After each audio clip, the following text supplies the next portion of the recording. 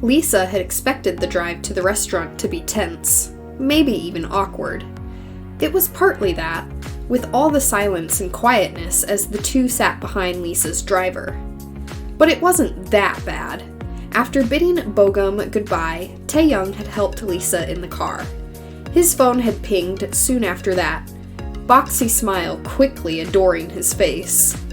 Lisa tried to guess who the person was, until Taehyung had chuckled and said something about how his seokjin, Taehyung, was being so silly. The words were whispered so fondly that even though it wasn't said to Lisa directly, she couldn't help but smile. "Don't let Jin Oppa hear that," she had whispered dramatically. To have the full force of that smile directed her way was overwhelming, but in a good way. Like when you would drive past your school and feel something suddenly rising in your chest that threatened to choke you, but only made you breathless, before it was gone the next second. Lisa felt somewhat the same. Yeah, the corners of Taehyung's mouth twitched before he was shaking his head, looking back down at his. Can't have him banning me from raiding his fridge. Lisa could tell Taehyung felt the same.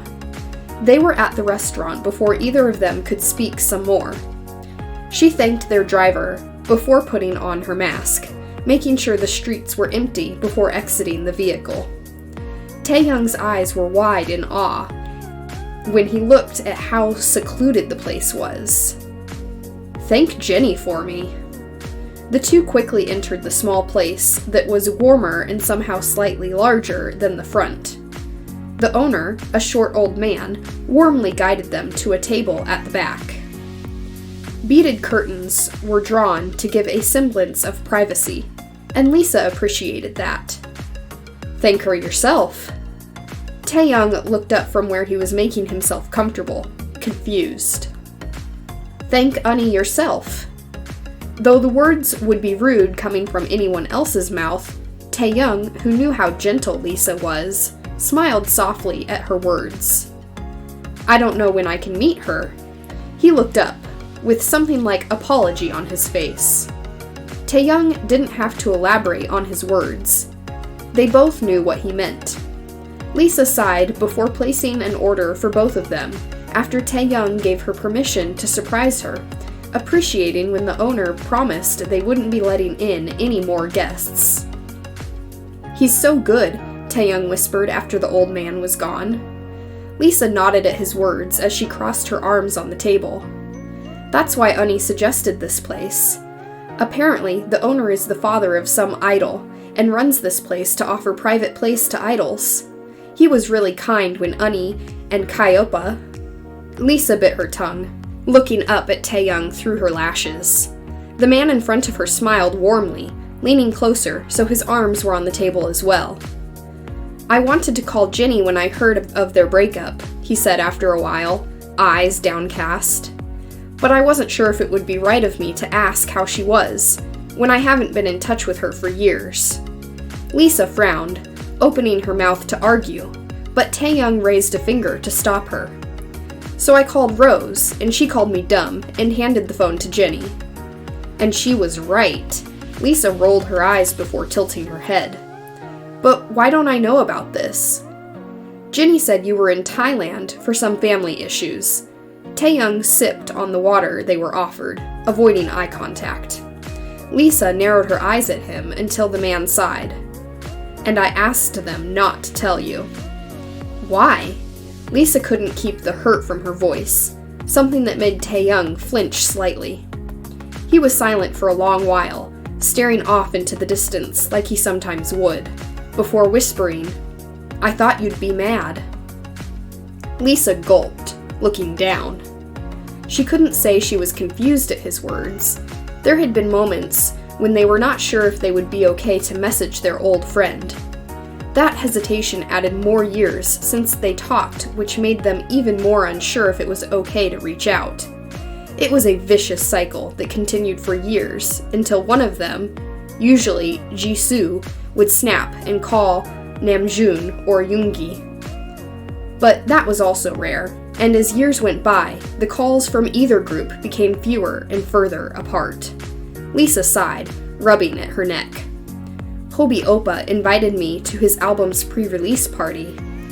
Taehyung looked up at that, eyes wide with joy for a second, before he frowned, looking at Lisa with confusion. He waited as she gathered her words. I asked my managers, but they said it was a bad idea. I even went to Yang Hyung Suk, PD Nim, but he refused?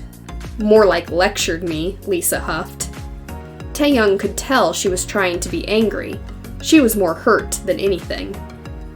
Told me how I shouldn't even have come to him for something so obvious. Going to my rival group's members' album release?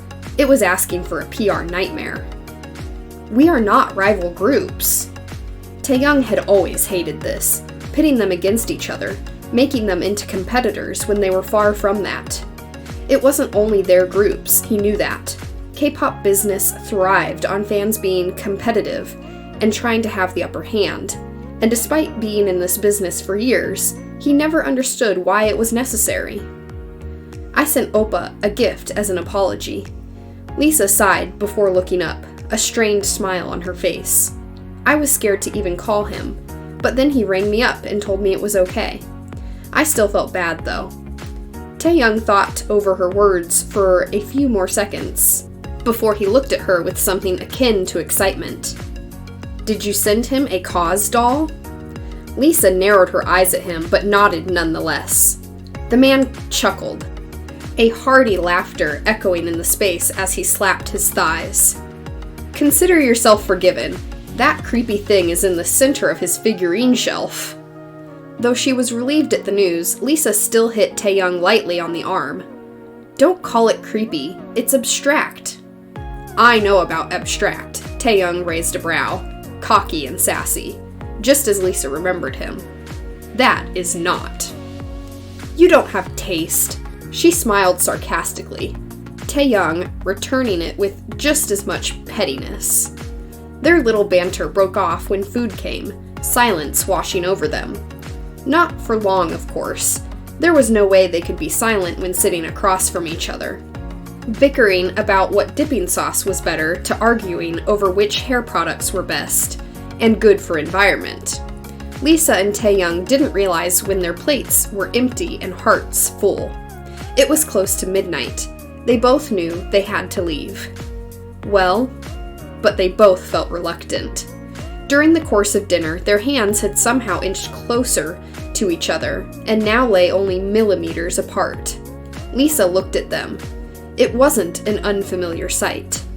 They used to find each other in a similar situation many times in the past. Seokjin and Jisoo would be arguing about seafood on one side of the table, and on the other, Taehyung would be thinking if he should curl his fingers around Lisa's. Namjoon and Jennie would be discussing a new Netflix show, and Lisa would be worried if reaching out to wipe Taehyung's cheeks might be too much.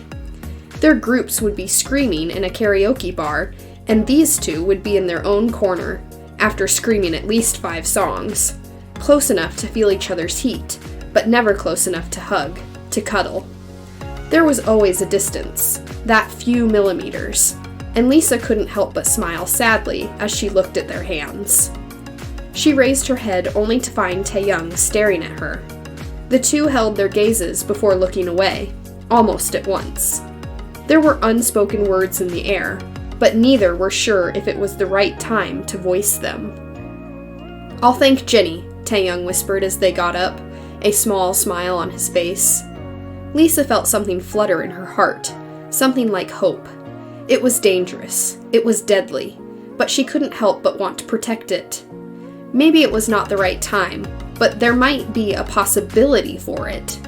Not now, not tomorrow, but someday, right? They parted ways, going back to their own hotels, before meeting the next day for their flight. Taehyung was lost in his thoughts as he drove back home, feeling both light but giddy. He hummed to a song he couldn't remember the name of, unaware of the controversy about him and Jennie that was about to surface.